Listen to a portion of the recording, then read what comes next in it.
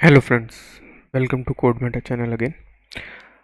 Last video में हमने बात की थी कि किस तरीके से हम शिपिंग को ऐड करते हैं।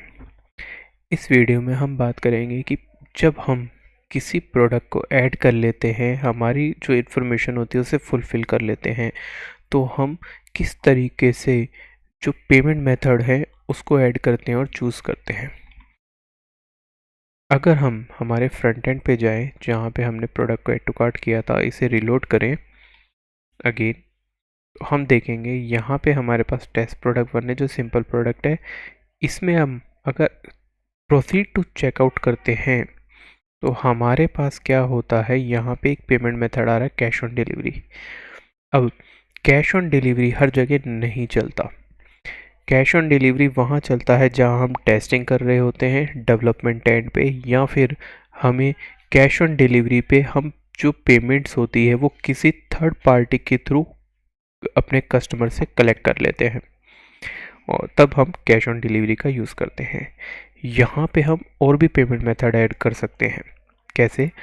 अगर हम हमारे बैकएंड में जाएं और यहाँ पे वूकॉमर्स सेटिंग से हम आते हैं पेमेंट्स में। पेमेंट्स में आते हैं हम, यहाँ पे पेमेंट्स के अंदर जो शिपिंग क्लास होती है उसका भी बहुत बड़ा रोल होता है। दिखाते हैं कैसे। तो यहाँ पे आपको जितने भी पेमेंट्स मेथड होते हैं वो सारे दिखते हैं। यहाँ पे हमने स्ट्राइप को भी ऐड किया है, तो उसके स्ट्राइप के भी खुद के बहुत सारे पेमेंट मेथड हैं, वो दिख रहे हैं आपको, और बाय डिफ़ॉल्ट वाले ये पेमेंट मेथड दिखते हैं। नाउ अभी हमारा कैश ऑन डिलीवरी एक्टिवेट है। अगर हम इसको मैनेज करते हैं तो हम क्या देखते हैं कि कैश ऑन डिलीवरी में हमें क्या क्या चीज़ें हैं। जो हमें टाइटल है वो दिखता है, डिस्क्रिप्शन में जो चीज़ आती है वो दिखता है, इंस्ट्रक्शन में चीज़ें दिखती हैं, शिपिंग मेथड्स कि ये शिपिंग मेथड कब दिखेगा। हम कहते हैं कि ये शिपिंग मेथड हमें हर जगह दिखेगा। ये वर्चुअली इसने बोल रखा है इसलिए इसको सेलेक्ट कर लिया। नाउ वापस आते हैं पेमेंट्स के ऊपर। अब हम क्या करते हैं, हम डायरेक्ट बैंक ट्रांसफ़र भी डाल देते हैं, इसको ऑन कर देते हैं, यानी डायरेक्ट बैंक में जाएगा। अब हम फिनिश सेटअप करते हैं तो हमें क्या बोलता है, ये इंस्ट्रक्शन के साथ साथ यहाँ पे add your details, account details. वैसे क्या होती है आजकल जो गवर्नमेंट है वो इस पर स्ट्रिक्ट हो गई है, तो आपसे कोई भी डिटेल मांगती नहीं है और ना आपको देनी है। अब यहाँ पे आप अपना अकाउंट ऐड करोगे, कौन कौन से अकाउंट का नेम डाल दो, अकाउंट का नंबर सपोज करो कुछ डाल दिया आपने, बैंक का नेम डाल दिया, उसका आईएफएससी कोड डाल दिया, आईबीएन कोड डाल दिया, स्विफ्ट कोड डाल दिया। स्विफ्ट कोड आपका होता है जब आप कई बार ट्रांसफ़र कर रहे होते हैं, उस चीज़ के लिए यूज़ होता है स्विफ्ट को। ठीक है, तो इसको हमने किया, इसको हमने रिमूव कर दिया। अब इसको सेव चेंजेस करके हम एक बार सेव कर देते हैं। ये हम टेस्टिंग पर्पज़ से अपने लोकल पे काम कर रहे हैं, तो इधर कोई दिक्कत नहीं होगी क्योंकि फेक डाले हैं। अब क्या होता है, चेक पेमेंट्स, यानी चेक के थ्रू भी कर सकते हैं हम। इसको फिनिश सेटअप करते हैं हम। ये दोनों पेमेंट मेथड चलेंगे नहीं क्योंकि यहाँ पे हम जो डमी कंटेंट है उसका यूज़ कर रहे हैं। ठीक है, वापस पेमेंट्स में आते हैं। अब हम चलते हैं हमारे चेकआउट पेज पे। अभी तक हमें एक ही पेमेंट मेथड दिख रहा था, अब इसको हमने रिलोड कर दिया। देखो हमें क्या होगा, ये तीनों पेमेंट मेथड दिखेंगे। अब इनकी पोजीशन चेंज करनी है हमें, तो वो भी कर सकते हैं। कैसे कि हमने इसको ऊपर कर दिया, कैश ऑन डिलीवरी को टॉप पे ले गए। ठीक है, अब इसको जैसे ही हमने किया फिर से रिलोड करेंगे तो कैश ऑन डिलीवरी टॉप पे आ जाएगा हमारा, ये सबसे पहले चलेगा। ठीक है, नाउ अब क्या करते हैं हम, जो बैंक है, डायरेक्ट बैंक ट्रांसफ़र है, इसको क्या कहते हैं हम कि भैया हमें ये कब दिखना चाहिए, किसी क्लास पे। यहाँ पे तो ऑप्शन है ही नहीं, तो हम क्या करते हैं अभी, सॉरी हमने ऊपर नीचे कर दिया, अभी वो चेंज ही नहीं हुआ था, हमने सेव ही नहीं किया था इसलिए वो गया ही नहीं। ठीक है, यहाँ पे सेव चेंजेस करने होते हैं हमें। इसको किया, कैश ऑन डिलीवरी को हमको ऊपर लेके जाना है, इसको सेव कर दिया हमने चेंजेस को। जैसे ही हम इसे सेव करते हैं हमें कैश ऑन डिलीवरी ऊपर दिख जाना चाहिए टॉप पे। कैश ऑन डिलीवरी टॉप पे आ गया, उसका डिस्क्रिप्शन आ गया। यहाँ आए हम, कैश ऑन डिलीवरी को ऑन किया हमने।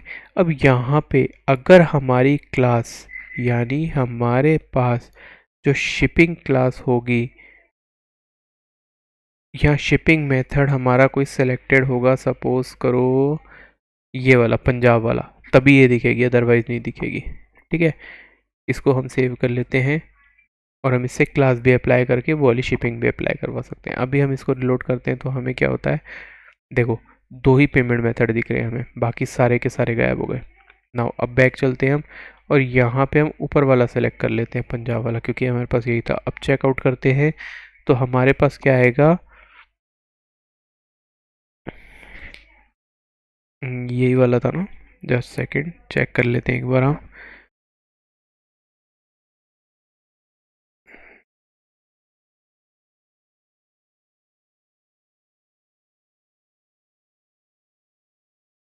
#1 कर रखा है हमने, 1 के लिए किया हुआ है ये, ठीक है।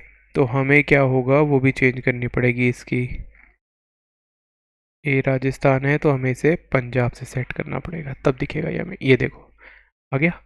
बाय डिफ़ॉल्ट जो हमारा जो सेकंड नंबर पे था वो वाला सेलेक्ट हो गया। अगर आप देखोगे तो क्या हुआ है कि जब हमने पहला वाला नहीं लिया तो हमारा सेकंड वाला डिफ़ॉल्ट बन गया था। तो ये इस तरीके से सिलेक्टेड रहता है। अगर इसको ऑन रखते तो ये हमारा ये चेक हो गया था। अब देखो यहाँ पे 2 शिपिंग आ रही है, हमने इसको चेंज कर दिया तो वो भी हट गया और ये यहाँ पे आ गया, ठीक है। तो इस तरीके से हम हमारी जो पेमेंट्स मेथड है उनको सेलेक्ट कर सकते हैं। यहाँ पे हमने क्या कर रखा है कि स्ट्राइप का इनबिल्ट प्लगइन आता है वो कॉमर्स का, उसको भी स्टोर करा देता है, इसीलिए ये दिख रहा है। अगर स्ट्राइप को जाओगे आप तो स्ट्राइप को सेट करने के लिए यहाँ पे क्रेडिट कार्ड की डिटेल रखेगी। स्ट्राइप क्रेडिट कार्ड से काम करता है तो आपको अकाउंट बना के उसकी कीज़ को डालना पड़ेगा। और हर थर्ड पार्टी पेमेंट मेथड का अपना कोई तरीका होता है, उसका यूज़ करना होता है या फिर उसकी कीज़ होती है जिसका यूज़ करना होता है, तभी वो चलते हैं, अदरवाइज़ वो चलते नहीं है, ठीक है। तो इस तरीके से आप जब हम थर्ड पार्टी पेमेंट मेथड्स को इंस्टॉल करके उसके जब हम वीडियो बनाएंगे कि किस तरीके से पेमेंट्स होते हैं, तब हम इसको अच्छे से समझाएंगे। अभी के लिए इस पे इतना ही। इसके अलावा आप रेज़र पे को भी इंस्टॉल कर सकते हो। अगर आप इंडिया से हो तो रेज़र पे आपके लिए बहुत काम कर सकता है, क्योंकि ये UPI payments, net banking, credit card सारे के साथ सबके साथ चलता है।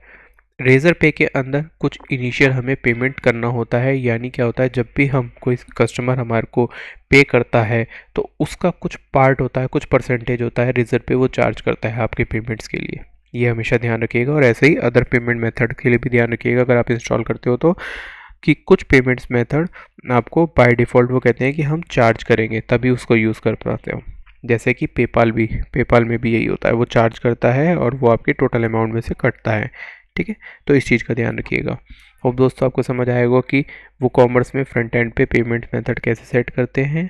ये वीडियो आपको अच्छी लगी होगी, इसे लाइक और शेयर जरूर कीजिएगा। साथ ही साथ कोड मेटा चैनल को सब्सक्राइब कीजिए ताकि आने वाली वीडियो के नोटिफिकेशन आपको मिलते रहें। मिलते हैं नेक्स्ट वीडियो में एक नए टॉपिक के साथ, तब तक के लिए टेक केयर।